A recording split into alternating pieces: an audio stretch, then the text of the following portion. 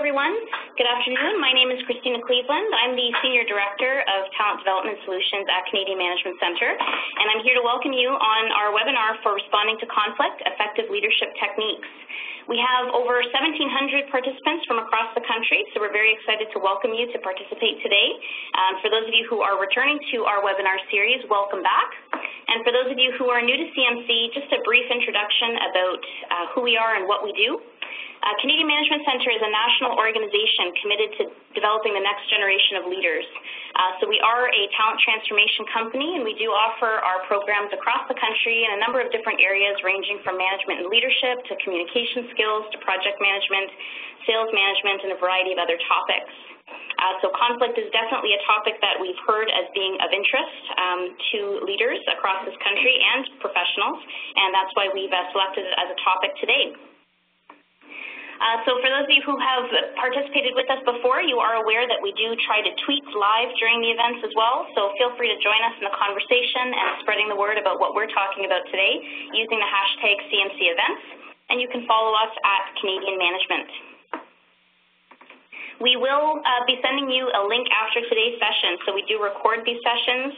We will also summarize any questions and answers that we'll be receiving through the session, and we'll send you a follow-up email. So as you've registered for the session, you will automatically receive that email, so it'll give you access to the PowerPoint slides as well as a recording of the session, so you can feel free to pass that along. So just rest assured that that will come to you later on this week. And now we'll head into the topic. We want to spend as much time as we possibly can getting into this really heavy topic of conflict. And we wanted to start off with why we've selected this topic today. And one of the reasons that we initiate these webinars is so that we can give our clients access to information that is of interest to them in these people development areas and interpersonal skills related subject matters.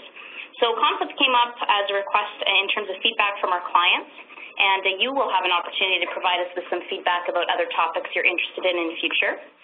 But we chose this particular topic because of the sensitivity around managing these situations, but also because research is indicating that it is a very important and significant topic. So based on a 2008 Human Capital report by CPP Global, which actually was just published again in 2012 in an article discussing conflict management, it indicated that 85% of employees experience conflict. So the results of the survey are based on responses from 5,000 full-time employees in 9 countries. So conflict happens around the world. The average employee spends 2.1 hours a week dealing with conflict situations. So if you think about yourself, if you've ever been in a conflict situation, how time-consuming it can be, how emotionally draining these events can be, the impact on employee engagement, frustration, the limits to productivity, limits to innovation. If you take 2.1 hours a week dealing with conflict and multiply that by the number of employees in your organization, clearly there's wasted effort and untapped potential. And 70% of these survey respondents saw managing conflict as an important leadership skill. So leaders either are dealing with conflicts themselves, or they're called into situations where they may need to facilitate conflicts between one or more employees or respective departments or teams. So clearly it's an important topic that we wanted to address for leaders today. So joining me, my partner in conflict, is Michelle White. Michelle is a CMC facilitator who has spent the last 20 years sharing best practices in management and interpersonal skills with business leaders in a variety of different industries. She herself has held senior positions in organizational development and human resources in the government, telecommunications, and retail industries. She's currently full-time professor of human resources at Fanshawe College in London, Ontario. And in addition, she designs and instructs courses for the traditional classroom, but she also specializes in e-learning instruction and course design. But she's been a CMC facilitator since 2006 and has delivered courses within our management, leadership, and communications portfolio. So I'm really excited to welcome her back today to join me for this particular topic. So Michelle and I will be inviting some interaction from you as well. So using WebEx, if you're new to WebEx, you will notice a chat panel on the bottom right-hand side of your screen.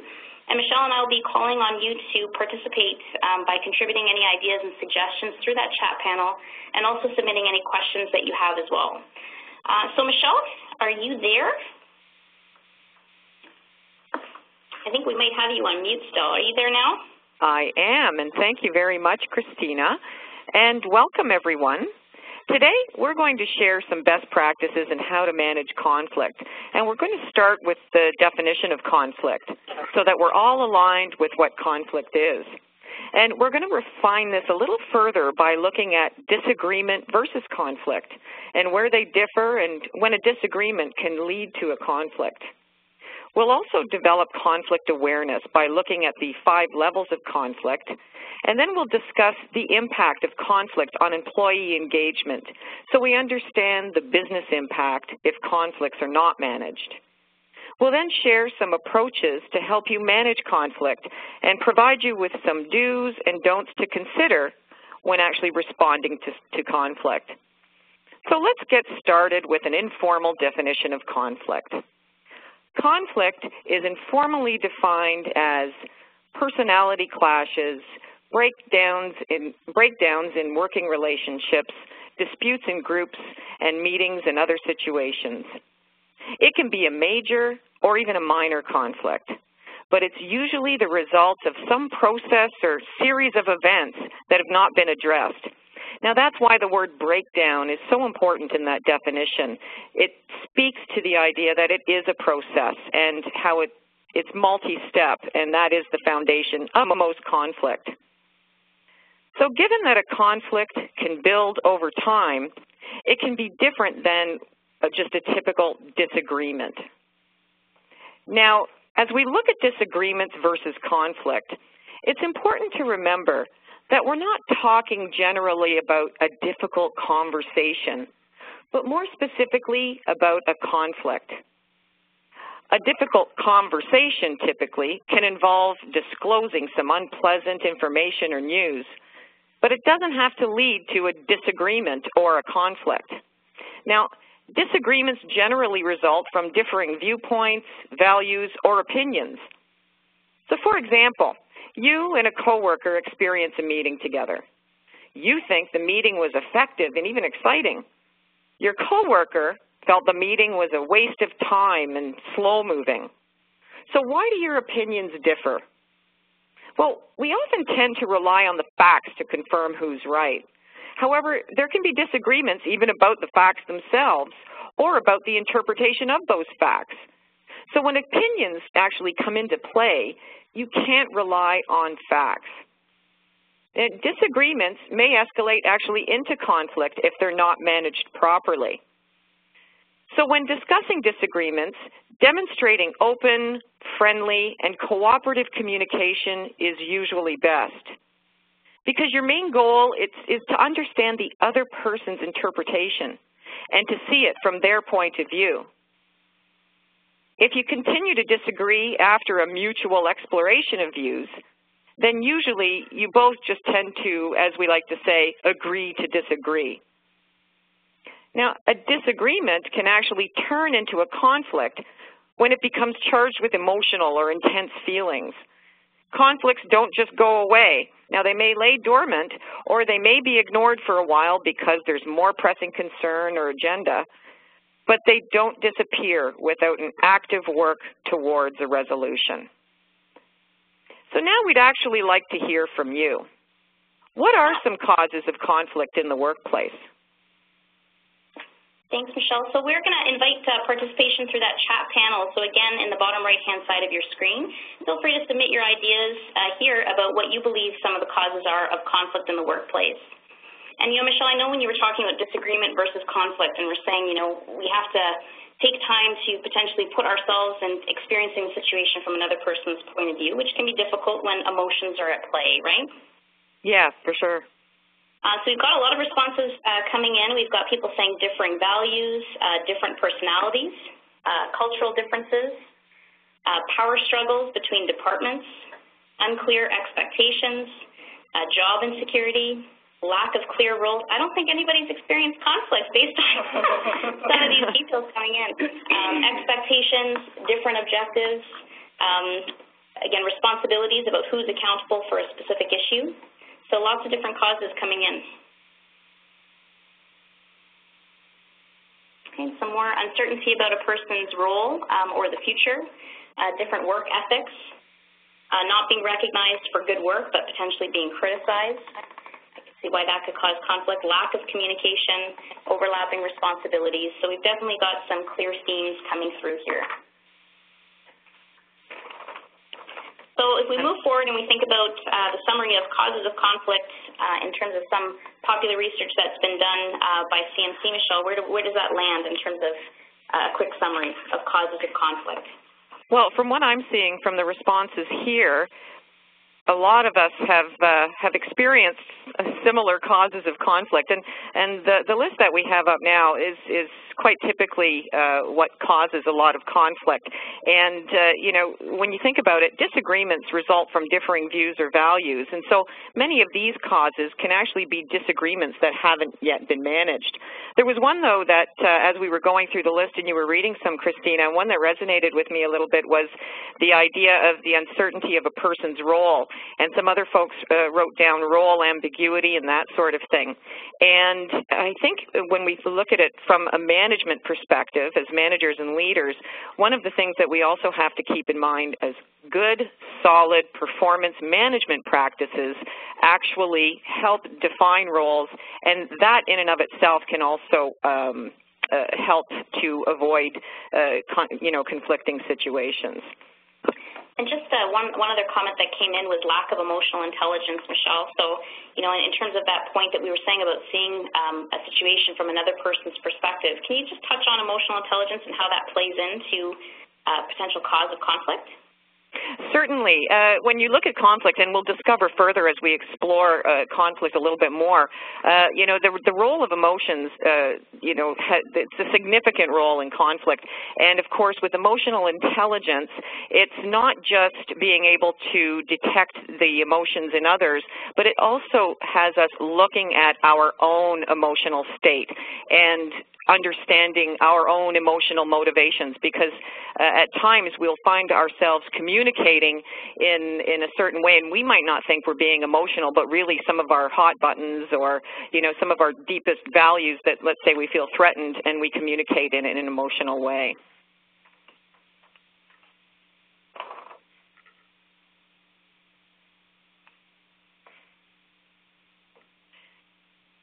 So what I'd like to do now is I'd like to actually take a look. We're going to explore conflict awareness a little bit further here. Now, in order to further develop our awareness, I'd like to examine the 5 levels of conflict. And when we're thinking about it in terms even of an emotional intelligence perspective, we can even see where maybe the emotions can inject themselves into these different levels as we go through. So now, sometimes conflicts arise and we're not even aware of how they started. And other times we clearly understand the cause of the conflict.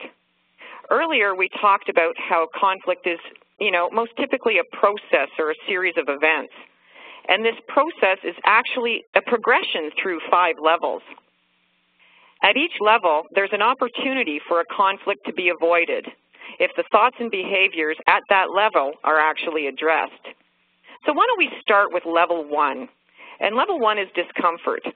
Now, when you have discomfort, there's usually something about the relationship or the situation that just doesn't feel right. You can't quite put your finger on it, but you feel uneasy. And at level 2, there is some type of an episode. Maybe an exchange occurs which leaves you upset, irritated, or angry. At level 3, we have the disagreement stage. Now here, differences are debated, feelings are guarded, the other person's viewpoint is maybe diminished, and information is vague. Others notice but want to distance themselves from the problem, and you are only worried about you. The more emotional things get, you start to obtain this inward focus, as it were. Now at level 4, there's anxiety. The relationship now becomes a source of worry. You begin to see differences as distorted. People choose sides and seek supporters. Feelings can be tense, and the other person's views are rejected. And you start to become more concerned with just protecting yourself. Now, level 5, which is the last level, is the critical turning point. The conflict has escalated. Individuals feel threatened. feelings become either, frozen or hysterical, and there is a total rupture in the relationship, possibly leading to maybe leaving a job, and winning starts to become the contest. At this level, people tend to dig their heels in as there is a lot of emotional equity at stake at this point. So what I'd like you to do is I'd like you to think about a current or a recent conflict that you've been involved in. Can you identify what level it reached on our model?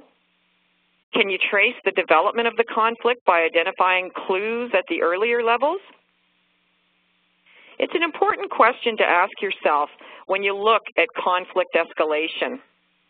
Because conflicts, they typically escalate because we're either unwilling to address and manage them at an early stage.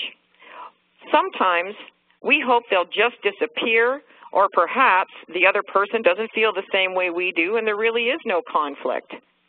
But there's anger, feelings of being right or justified, enjoyment of winning. These are additional views that encourage us not to address the conflict. So from this model, at which level do you think it's easiest to take actions that will prevent conflict from escalating? If you thought that maybe level 1 or 2 would be the right levels, you are certainly correct. Once a conflict escalates to level 3, it's more difficult to manage because more of your feelings, such as pride or fear or resentment, that sort of thing, and a personal need for protection are all at risk. So you'll find these types of emotions when looking at the barriers to managing conflict.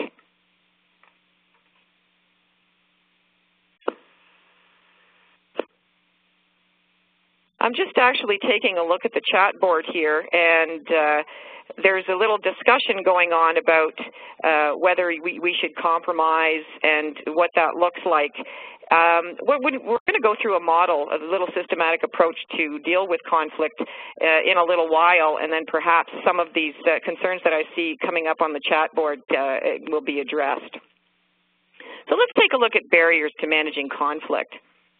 As a manager or leader, conflict management is the art of redirecting, reducing, or managing disagreements between and among people. Coping with conflict means coping with the way people perceive and how they feel. Now, feelings can drown out rational arguments, and I can't stress enough, if you don't harmonize the feelings, you will not manage the conflict. So here's a list of some of the barriers that can interfere with managing conflict. Now, many of you can likely add more from your own experience, but just take a quick look at these here. Now, the first one is the act of ignoring the conflict, just hoping it'll go away. Well, guess what? The chances that the conflict will go away are certainly very slim. Depending on what's at stake, you're going to need to find a way to work through the situation to find some sort of resolve. Now, the second barrier is threats to one's self-esteem. Now, these can be either real or imagined threats, but one feels threatened. And you need to have the courage to deal with difficult situations. If you're respectful and honest, you'll create an environment where people will be willing to do the same. Because when we feel under attack, our instinct is to defend. So we must approach the situation from a balanced perspective. Now, the third barrier here is the misunderstanding of values, culture, generation, gender, style, things that actually help us define who we are as people. So if somebody misunderstands those aspects of our personality and of ourselves, again, we can start to feel threatened or perhaps under attack. So it's important to always assume positive intent. When we do so, we're willing to take some ownership over the situation and to respect and value our differences rather than translating them into a point of conflict. So in other words, assume that the person that you are having this discussion with, that their heart's in the right place and they're coming at it from not an attacking viewpoint, and it can help us to open up to understand their position. Now, number 4 is hidden agendas. The outward message may be that a plan is good for the group, but there's an ulterior motive. perhaps for personal gain behind the plan. So you have to be wary of those things. Now, there's also teasing, put-downs, and negative judgments, and intimidation, and inappropriate use of power. These are all behaviors that are usually driven by emotions. So we want you to keep this in mind when we look at how to manage conflict later on in the webinar. So, Michelle, before we move on to the next slide, we have, again, some great discussion coming in on the chat panel, so thanks everyone for contributing their thoughts and ideas. We had a question about, earlier when we talked about barriers to conflict, a question came in about what does harmonize the feelings mean. So I'm just wondering if you might just expand on that a little bit in terms of what our intention is around harmonizing the feelings so that you can manage the conflict. Certainly. Yeah, when we're looking at harmonizing the feelings, I think what tends to happen is we try to we're not trying to avoid the feelings, but it's always a difficult thing when people decide to express how they feel. So when you're actually discussing harmonizing it, we're talking about the other party sharing how they feel, and then you also sharing how you feel. And so, in essence, the two of you together can start to understand each other's position. And so when we're talking about harmonizing, we're really talking about a way that perhaps you can both find yourselves to, use the musical analogy to stay on that same scale, as it were, and see if you can't use your differences and your feelings to work together to, create notes that actually work. Does that help? Yeah, I think that helps. I think really what we're trying to do is create an opportunity to open up the dialogue, start to rebuild a path for communication, and that takes, in some cases, rebuilding of trust. We've had people commenting about courage might not, courage is what it takes to be able to manage conflict, but not having it could potentially be a barrier. And lack of support could also potentially be a barrier to managing conflict effectively in the workplace also. So whether that's support of your senior leaders, support of upper management on a particular point of view, that you need their support in order to be able to get some resolve in some cases. But I love what you said about assuming positive intent, Michelle. I think that we can only control ourselves in a conflict situation, right? We can't control the other person. So when we assume positive intent with the other person, it puts us in a different state of clarity to start to evaluate the situation and to get ourselves into an objective state of mind.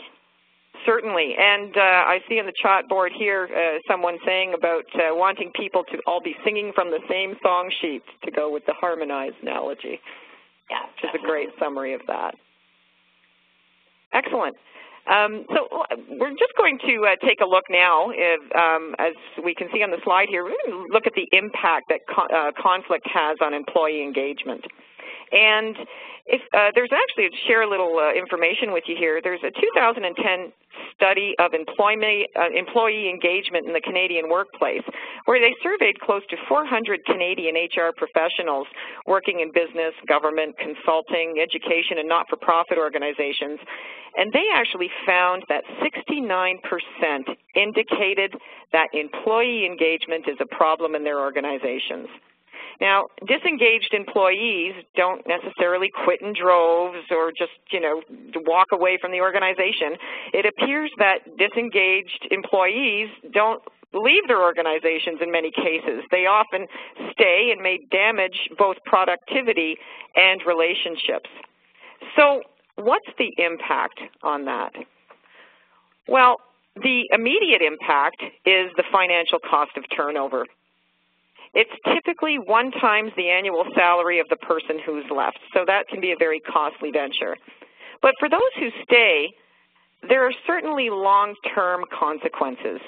So absenteeism is certainly one of them. Disengaged employees are absent or late for work more often. Productivity. Disengaged employees are marginally productive, leaving others to pick up the slack. Now, this is demonstrated through poor performance or missed deadlines or poor quality.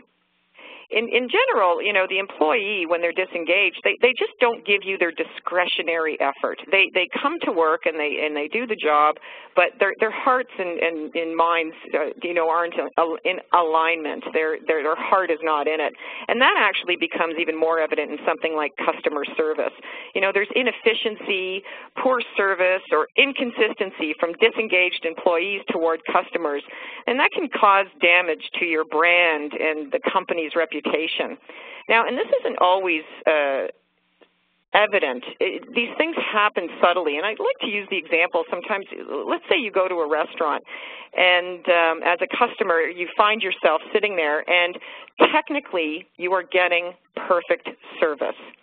The drink is coming when the drink is supposed to come. The appetizers are coming when the appetizers are supposed to come. But there's something about the server that just doesn't connect with you. They just slam the plate down on the table that little bit too hard, or they just don't offer up that smile, or their voice doesn't, you know, come across in a caring manner. Those are the types of things that start to erode, you know, the service, and disengagement really does manifest itself in those types of behaviors, especially with your customers. Then there's also morale. Disengaged employees are often negative, and they'll overtly complain to those around them, and that can actually start to depress the satisfaction of other employees. And then last but not least, there's certainly leader frustration. When you have disengaged employees, they command your time and attention, and what happens is you start finding yourself focusing only on the poor performers rather than those who would truly benefit from your support and coaching. So it does have an impact on the team. We have a question from a participant, Michelle, about whether or not conflict reduces employee engagement, or if it's the other way around, or if it's a cycle. Like, how do the two really come together between conflict and disengagement? I think, well, you know, a disengaged employee, they certainly work hand in hand. And what you'll find is, especially conflicts that haven't been addressed. So really, a conflict shouldn't lead to disengagement because a conflict should be managed. But unmanaged conflicts can certainly lead to disengagement. Now, can an employee's disengaged behaviors actually create conflict? It can.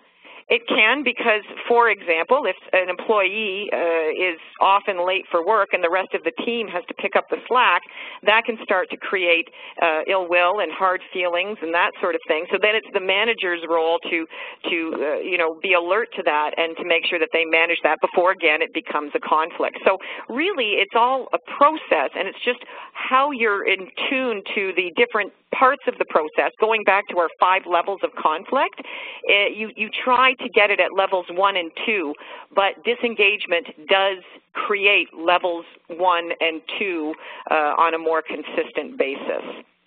Yeah, that's great, Michelle, and I would support that 100%, that it can be a cycle where conflict can cause disengagement, and disengagement could potentially lead to situations where conflict ends up being the result or outcome. You just think about the amount of frustration that happens in a conflict scenario, whether it's because you don't understand why something's being done a certain way, you don't understand another person's behavior, why they're doing the things that they're doing. If we're coming at it by not assuming positive intent, that frustration just continues to escalate and continues to evolve into a conflict situation. Definitely. Definitely. And actually, I was thinking maybe this would be a good time to ask the group for another question. What do you think, Christina?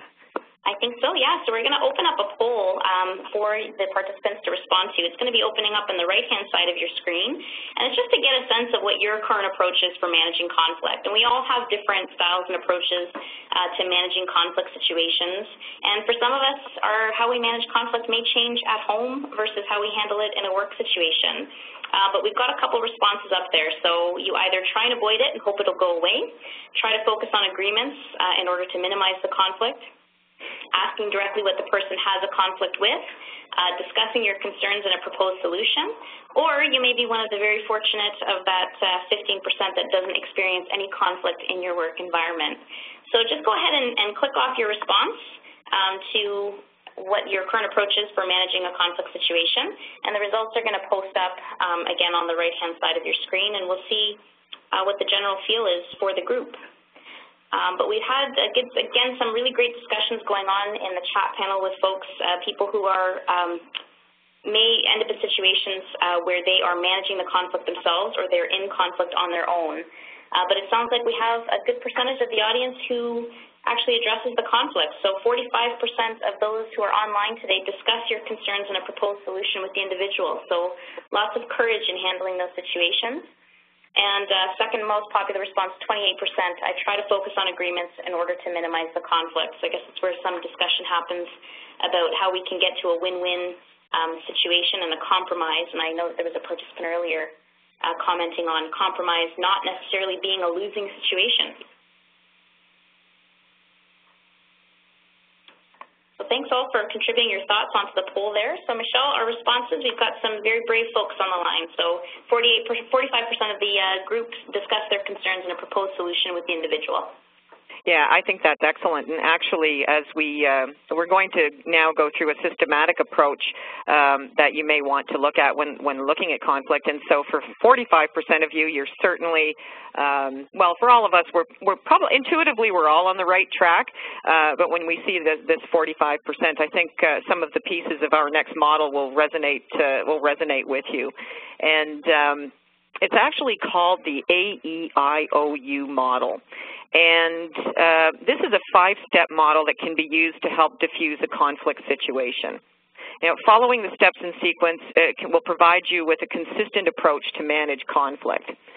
So we're going to actually take a look at each step more closely, and we're going to start with A, which is to acknowledge the other person. Now, conflicts generally start from a misunderstanding or a disagreement. Either way, you need to acknowledge the other individual's concerns before you can move forward in this process. If we were in a workshop right now, what I would do is I would walk behind the individual and probably say we need to look at things from this point of view, from what they're seeing. So if you can get that perspective, that's certainly the best first step in managing conflict. So stating, and you also, what is helpful is stating your intention for the conversation, just to create safety for the other person to listen.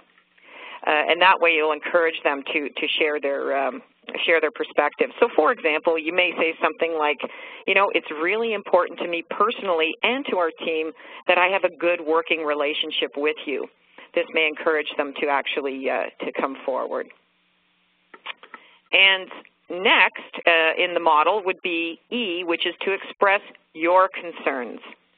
Now, you have a point of view in all of this as well. So in order for you to feel heard, you also need the opportunity to express your concerns. Now, however, you also want to appeal to the other person's needs in the situation.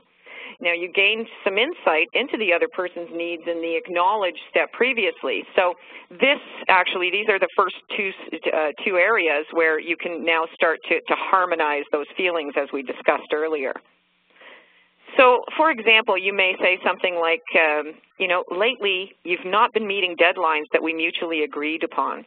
I'm concerned when deadlines are missed as it jeopardizes the team's ability to meet performance objectives and it stresses the team's relationships.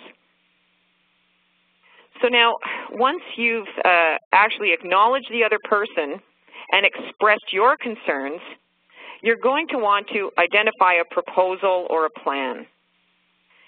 Now here you want to make it clear what you need as a result of the conversation. For example, you know, approval to proceed with a project, change in specific behaviors within a particular time frame, agreement to work as partners on completing a task. Now don't be vague and don't assume your listeners know what you're thinking. You need to make your intention and desired result clear. And this is a key factor. And I find that, you know, going back to our conversation when we were, you know, saying how performance management practices are, you know, play a role as well in managing conflict. Again, always making your intentions and what your expectations are of your employees clear will certainly help and will help you in this phase of the of managing the conflict. So, the proposal or plan that you come up with, though, needs to be representative of each of your issues. So, for example, you may say, we need to look at your workload and deadlines and decide if they're realistic.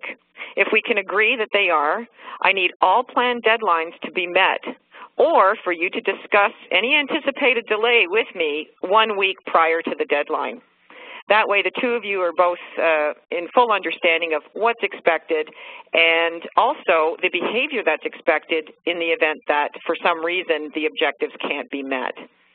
Yeah, I think that's a great point, Michelle. As you mentioned that sometimes it crosses into managing performance in some of these conflict situations. And we had a comment from a participant in terms of identifying a proposal or plan that this individual indicated that they focus on what they want to achieve when in a conflict situation or trying to manage a conflict situation. So focusing on what we want to achieve, what we can agree on can help in de-escalating the situation. So just as you said, coming at it and thinking about both of your perspectives, both issues have to be identified and both desired outcomes have to be identified and discussed. Yeah, certainly. Certainly, and so what happens then as actually that brings us to the next point in our model here, which is the O, outline the outcome you anticipate. So here, when you're speaking, your plan should be rooted in the outcome you anticipate or require in order to reach some resolve. So how will the agreed upon plan benefit each party? And you need to be able to be prepared to address possible barriers. So, for example, you may want to say something like, I want both of us to feel good about working together to accomplish your project. If you miss the deadline in the future, we'll have another discussion to determine how you can manage your deadlines. But I'd like us to finish this project together. Now, after the O step, we find ourselves finally in the last stage where you want to reach an understanding. And here, you want to ensure that all parties agree on the proposal or plan as well as the intended outcome. So you can say something as simple as, so how does this sound? How comfortable are you with this? And you make sure that you're continuing to get the other person's perspective. Now, in looking at this model, in a real conversation, both people would be dialoguing, but this serves as an example of how you can use the AEIOU model to, think through what you want to say. And maybe, it also prompts you to think of things like how will you handle excuses? Because it's also difficult to know for sure how the other person's going to respond to the conversation from an emotional perspective. And this is especially true since their perspective of the situation may be completely different than your own. But either way, when you're met with the emotion in a difficult conversation, you do want to make an effort to acknowledge the perspective of the other person. Now, and this doesn't mean that you agree with their perspective or you're going to give in to their emotions. It simply means that you recognize their emotions so that you can move them past those emotions. So it's like the difference between empathy, and sympathy. So in saying that, some ways from a management perspective that can help you with this, especially if you're charging into an emotionally fueled situation, is when you book time with your employee to go through this, let them know what it's about. Let them think about these things. Sometimes, managers like to spring the issue on the employee and try to get their gut reaction. But if it's a situation that's evolved into a level of conflict, I think it's important to provide them with the time that they need to consider their approach and their feelings in the situation. And so, and then further to that, if the emotions start to get, they start to unravel in the actual meeting, then you may also want to take a look at how you can manage the conversation accordingly. And we'll actually talk about that a little bit as we go into summarizing a couple of concepts. I'd like us to look at some conflict do's and don'ts. And we're Before we transition to the do's and don'ts, actually, do you mind if we go back just to the quick overview of AEIOU, just to give everybody an access to see all of those all at once again. So it's just a few slides back. Sure. Asking just to do a quick refresher, so that'd be great. And I've got one person commenting about the fact that, trust and respect is required as you're moving through a conflict situation. And I think, when you're talking about respect and you're talking about emotions, that, it's a sensitive situation, and people may find it difficult to be vulnerable by showing or expressing their emotions, or vulnerable because they have shown or expressed emotions. So it can be challenging to work through that. But these steps or the guidelines that you've gone through help to facilitate the process, but can be used as a planning tool as well, right? Yeah, certainly. And what I've found for myself is anytime I have a model that I can work with, I embrace that. We all fall victim to having, an emotional view of a situation. And we need to make sure that we sit down and consider all of that. And again, that's where emotional intelligence comes in. We start to understand our cues and our hot buttons. But when you actually work through this particular model, you start to see the whole situation clinically, and you can start to separate the issue from your own emotions, because I think one of the other things that some, leaders tend to do is they say, oh, well, I'm not emotional about that, or I don't react emotionally. But, we all have them. It's just how we manage them and come across in that particular situation. And this particular model really works well in making sure that we're focusing on the specific problem and not the emotions. And so if someone experiences anxiety when they have to deal with a conflict situation, or may show extreme anxiety symptoms during a conversation, would you say that preparing using a model like this may help to build some confidence going into the conversation? Oh, for sure. I actually have even instructed some folks to script it out.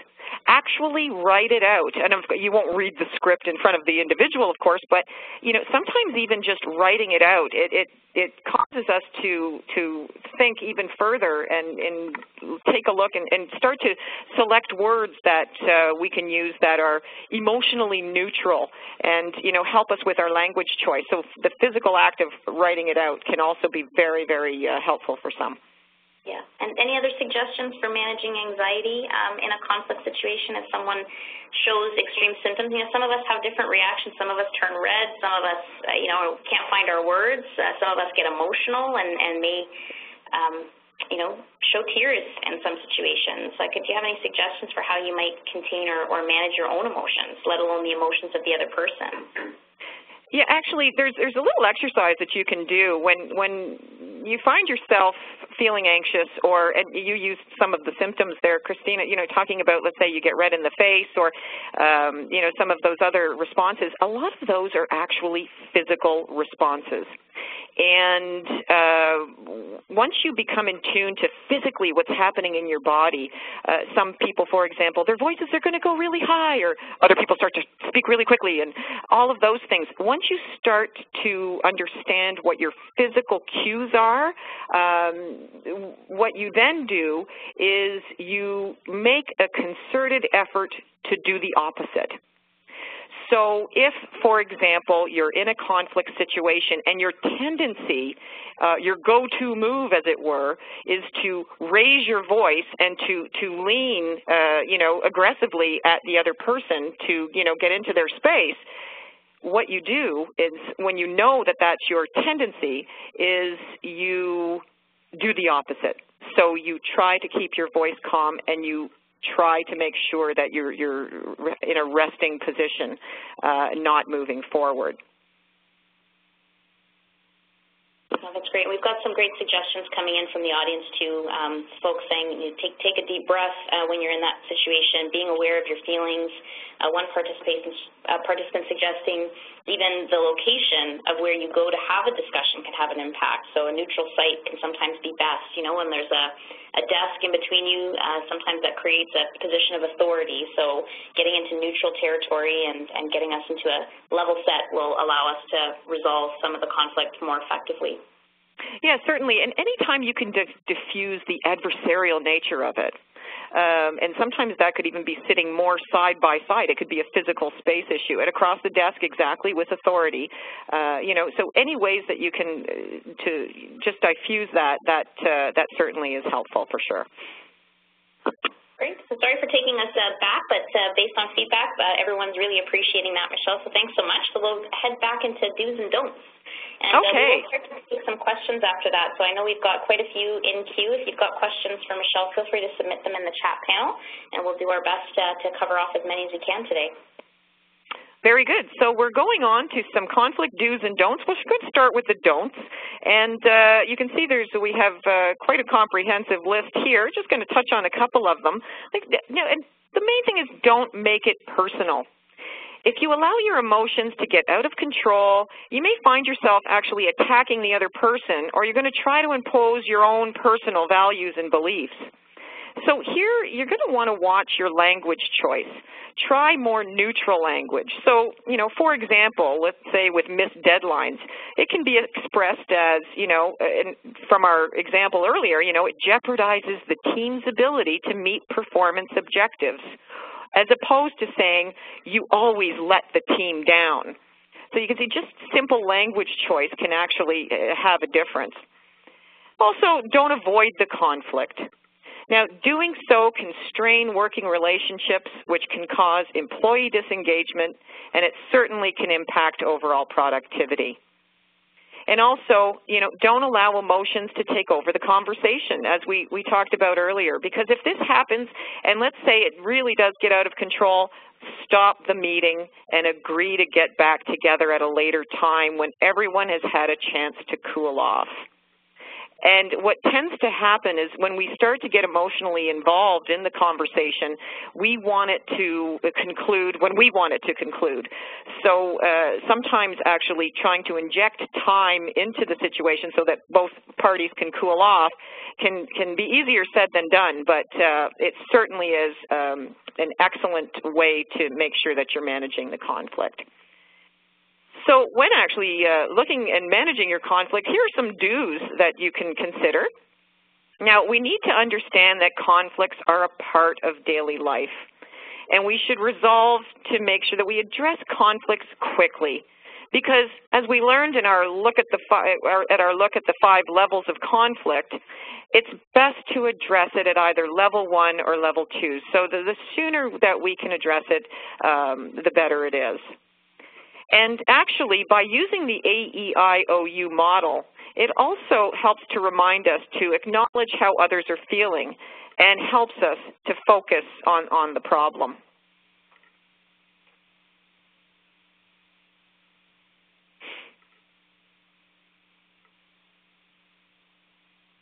Christina, are there any comments or questions on the do's and don'ts? There's lots of commentary coming in, actually, people relating conflict to their personal lives as well as their work lives. Wow. But we've got, in terms of kind of continuing with the do's and don'ts, Michelle, we've had some questions about do's and don'ts related to having a conflict with your boss. So what do you do in a situation, or what would you recommend you do in a situation where you are in a conflict situation with a superior? Well, having a conflict with someone who has an impact on your livelihood can certainly add additional stress to managing conflict. And really, that's why the AEIOU model can be so effective, even in that particular circumstance. By using a systematic approach, you can still have the conversation in a calm way that will move the situation forward. And by following the steps, it helps to keep the emotions out of it. But always, when you are speaking with, a boss, you want to make sure that you're assessing the conflict and making sure that it is something that you want to address. In other words, how important, I guess, is the issue to you? Great. Thanks, Michelle. We've had some requests to go back to the 5 levels of conflict. Lots of interest in this visual, so we've put it back up for folks to see the progression of the conflict. But we have some people who are asking also about team conflict situations and people who may work in a team where others are in conflict, and they're wondering how do they cope and maintain productivity when it's uncomfortable for them? Yeah, when you're faced with uncomfortable situations, it certainly is something that if you're going to enjoy what you do and enjoy going to work and enjoy working with that team, it's something you're going to want to address. So anytime you're in a situation that makes you feel uncomfortable, you need to make the parties aware of your discomfort in an effort to stop the behavior. If you feel that you certainly can't operate as an effective member of the team while this is going on, for sure. So here I would always recommend a personal approach technique where you would, let's say, go up to the parties and, have a conversation with them saying something like, when you argue in front of the team, for example, it makes me feel uncomfortable. So, I need you to stop arguing in front of the team, basically. It's not your job to stop their conflict, but what you can do is you can manage how they act around you, or you can try to manage how they act around you. And it's like you're in the second level, the episode level of the 5 levels of conflict, and you're dealing with the discomfort before it escalates into a disagreement of your own. And so what about in situations, Michelle, where you may be dealing with somebody whose preference or tendency is to avoid a conflict? So even if you're at the discomfort or episode phase and you're trying to engage the individual in a conversation, but they're choosing to avoid it, or passive-aggressive behaviors may come into play, how would you suggest that people manage those situations or those individuals? So you've got somebody who's choosing to avoid. Well, and this kind of puts us right up against it at this point, doesn't it? We can't change how other people will act or react, but the only power we have to change is our actions and reactions. So if we've made what we feel is the best effort that we can to address the situation, and the other person, knows how we feel, and if we're modeling behaviors that we want to see from the individuals, at that point, that's pretty much the best that we can do. And then if it becomes problematic for other reasons and we start to see disengagement and productivity and that sort of thing, then that's where the performance management piece would come in. Yeah. And we've got some commentary coming in, suggestions from people about, respectful workplace policies, that many organizations do have respectful workplace policies that are in place, and there are opportunities to try and manage these situations respectfully early on. And, Michelle, you and I were joking at the beginning that in some cases prevention is better than cure, that trying to build relationships with people that you work with in advance of getting into a conflict situation, so that trust exists, that mutual respect exists, so that you have an opportunity to resolve conflicts more positively than getting yourself into a situation where it may turn to a critical turning point. Yeah, certainly, and you should never, ever underestimate the power of self-disclosure.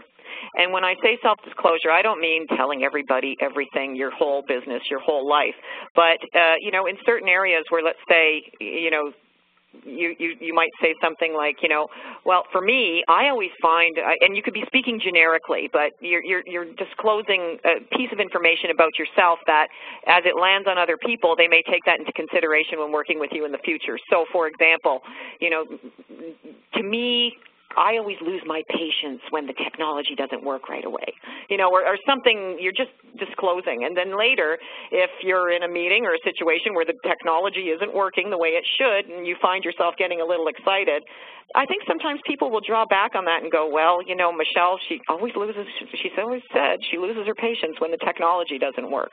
So it's that kind of thing. Well, we've had a request to go back to take another look at the conflict don'ts from a participant, Michelle, and I know that, we've talked about avoidance and we've talked about emotions that can come into play, and some folks are commenting that, in some cases conflict feels like negotiation, right, that there's an opportunity to hear both sides, to understand what people's positions and interests are, and to work through them, but there's absolutely communication that's happening between these individuals. We have a question about just reviewing fight and flight. We've used language like that as we've gone through the session. Michelle, do you have some thoughts on differentiating between fight and flight as it relates to conflict? Well, actually, I always like to look at fight and flight as two ends of the spectrum. you know, either one done solely and with, you know, 100% effort can both, neither of them deal with conflict well. You're either totally avoiding it or you're being totally aggressive and not taking the other person's opinions into account. What we try to do through, you know, systematic approaches to managing conflict is we try to get people into the middle of that spectrum and ease them from whatever way their tendencies are. So, for example, if your tendency is to run, we want to try and work you into the middle area where you start to deal with conflict, let's say using the AEIOU model. Similarly, for those whose instinct is to fight, again, to massage them over to the middle of the spectrum so that they are also dealing with the conflict in a systematic way. Okay. So, again, just some more, I'm just processing all of the commentary that's coming in because we've got a lot of questions, and every situation is unique, right, Michelle? Like, there's a lot of different things that are at play with individuals and the specific situation and the history that might be involved. So the guideline is that. It's a guideline that needs to be adapted to your own individual situation. But we do have a question about intervention. Like, at what point do you ask for help? At what point do you ask for somebody to facilitate a discussion between two individuals? And how would you manage that? Well, I think any time that the working relationship has eroded to the point where, you know, productivity is in question, or somebody is going to leave the organization, or, you know, the business impacts are being felt, you do have to get the help of a third party. Now, depending on your organizational structure and who the conflict is between, for some people that would be going to, let's say, the Human Resources Department. In other cases, it may be to go to a neutral third party. But I think when you feel that you've exhausted all your efforts, you know, using a lot of the best practices we've just talked about today, when you've exhausted those efforts to go and take it to the next level, but of course making the other person or parties aware that that is what is going to happen, and again, not to just spring it on them, as it were. And I think in any relationship, when things are partnership or, you know, colleagues, if there's any time where things start going off the rails, both parties know it, but it takes the courage of one party to admit that there's an opportunity or need to address it, right? Yeah, certainly. Yeah. All right. Well, again, we had so many questions that were coming in. We are coming close to the end of the webinar. We do want to just reinforce that CMC does have conflict management workshops available, so several different courses. We have a one-day conflict management workshop, a two-day program that is targeted specifically at leaders, and another three-day workshop that Michelle has delivered for us, which is responding to conflict. So what's noted up here are the upcoming dates, but you can feel free to either call us or check on our website for any additional details on the course outlines. We do want to know what you're thinking, so we really appreciate all of your commentary today, but if you have ideas for us, feedback on today, what worked, what you'd like to see us do differently, other topics you're interested in, at the end of the session today, you'll get a pop-up that will ask you for feedback, so please take a minute to complete our post-webinar survey. We love hearing your comments and suggestions, and for those of you who have requested conflict in the past, you can see that we're listening. Additional resources are also available on our website, so feel free to visit us at www.cmcoutperform.com. And Michelle, I want to thank you so much for having the courage to deal with conflict in a 1-hour time slot. It's not an easy task to take on, but we really appreciate you sharing your thoughts and your insights and approach to managing these situations. Thank you very much, Christina, and thank you all for your time and attention today. And again, thanks all of you for your active participation online. We will be following up with a summary of the recording, so you should receive that in about 48 hours. You'll get access to the PowerPoint slides as well as the session recording, so you'll have an opportunity to revisit that for additional insight. But we wish you all the best of luck. We look forward to hearing from you, and thank you so much for joining us.